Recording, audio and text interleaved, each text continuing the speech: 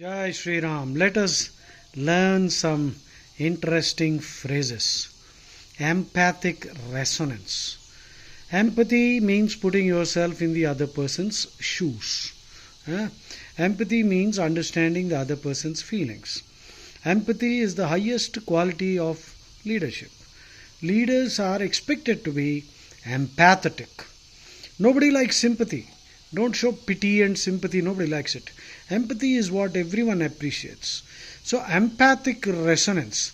That means you are able to connect with people by honoring their feelings, by honoring their sensibilities, by honoring their sentiments. For example, that rascal Amir Khan made that movie PK.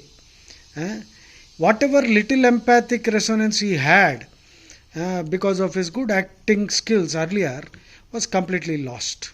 With that movie, he rode roughshod on Hindu sentiments. He ridiculed Hinduism but never had the courage to ridicule Islam or Christianity. So that is why he has fallen. Empathic resonance means the ability to connect with the audience, understand their sentiments, honor people's sensibilities. Now this word sensibility, sensibility, sensibility means sensitivity to feelings. The word sensibility means sensitivity to feelings. Sensibility also means a refined taste. So we have learned an interesting phrase, empathic resonance. So learn to use this phrase. Empathic resonance is what you must develop. Rapport. Rapport is a synonym for that. R-A-P-P-O-R-T. In this language, English, some letters are silent. That is why English is a dumb, stupid language for many reasons. In Telugu, Hindi, if a letter is not necessary, it will not be there.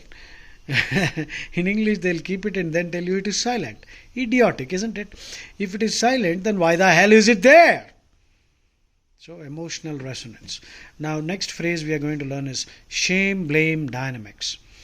The shame-blame dynamics of political discourse.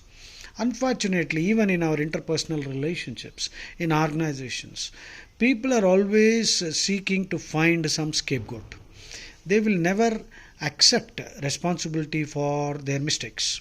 If something goes wrong, they are ready to blame others, and when something goes right, they will take the credit. So these shame-blame dynamics in organizations are very complex, but you can easily identify these people are the losers. A real winner, a champion mindset requires that you own up. Don't blame anybody. In fact, be ready to take the blame yourself. Okay. Now, let us go to the next one, boundary violations. Now, in any interpersonal relationships, there are certain psychological boundaries which you should not cross. In Sanatan Dharma, we use the word Maryada. That is why Rama is called Maryada Purushottam. That means he respects the boundaries. He does not violate the boundaries. See, these boundaries are not physical boundaries. They are psychological boundaries. We must always respect them. Just like even the planets, you see, all the planets have their own orbit. They don't suddenly go out of their orbits. If that happens, the whole, solar system will go into chaos. So don't tolerate any boundary violations. If people disrespect you, politely tell them that that is not something that you will tolerate. Because if you tolerate boundary violations, they will violate your boundaries more often. So you will get more of what you tolerate. So lack of respect for boundaries is a sign of psychological immaturity. Right? Going and sitting in somebody's seat and pretentiousness, actually it is a kind of pretentiousness. Make a note, these are all important GRE words, and also if you are interested in improving your communication skills, you must understand these phrases and start using them. Pretentious, presumptuous, Presumptious. Presumptuous means a person who has an inflated sense of self-respect. He thinks too much of himself. They have a very high sense of entitlement, feeling like a VVVVIP. Right? Not invited, but he'll go and sit in the chief guest's chair. These kind of idiots are everywhere, showing over familiarity. So please don't do that.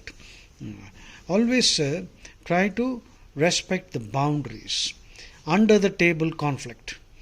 That means in conflicted relationships.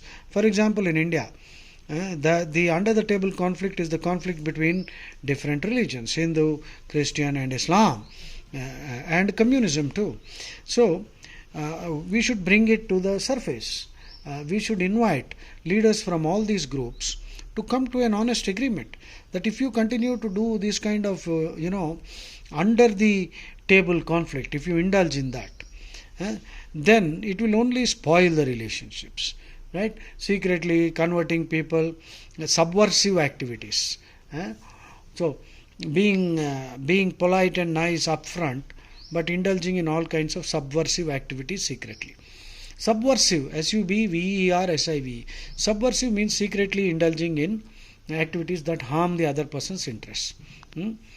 Subversion. Subversive activities is what Naxalites do. Subversive means secretly causing damage. So, in relationships also, we must manage, we must somehow get the other person to ventilate their feelings so that we can deal with the issue and find a reasonable solution. Right? These nagging problems will persist. Even when a good solution is there, some problems will persist because there is no chemistry, there is no bonding. Only when we respect each other honestly, thoroughly, then problems will take care of themselves very easily. But on the other hand, when we are only pretending to be friends, even the best solution will not work because we will make sure it will not work. That is the problem in Hindu society, in India for that matter. We Hindus are open-minded. We don't convert or kill or indulge in any kind of crusade, jihad, love jihad, land jihad, fertilizer jihad. I don't know what kind of jihads are going on. So when will we put a stop to this? So the law courts can't find a solution for this. This is a problem of the mindset. So at least we Hindus should encourage sensible people, mature people, and encourage leaders in their groups who are able to understand issues for what they are.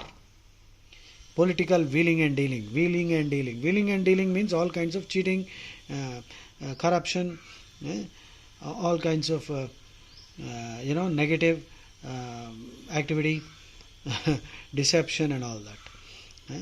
Stratagems and machinations and ruses. R-U-S-E. Ruse means a ploy, P-L-O-Y. A trick to cheat somebody. The fight-flight dynamics. Now, fight-flight situation. That means whenever we face a situation in life, we will either fight it or we will run away from it. This is called the fight-flight syndrome or situation or dynamics. So we must understand the fight-flight dynamics. Only then we will be able to realize what is worth the fighting and what is worth avoiding. There is no need to run away from anything. Fluid norms. In a modern society, most norms will be fluid because Sanatana Dharma understands that what is right in one situation is wrong in another. That is why we often say dharma, unfortunately, for many people, they don't understand. Sometimes dharma looks like adharma and adharma looks like dharma. Very rarely dharma looks like dharma. So these are interesting concepts. I hope you enjoyed listening to this small video, this small talk. Start using these concepts in your speeches and you can see how your listeners will be impressed with your vocabulary. Jai Shri Ram.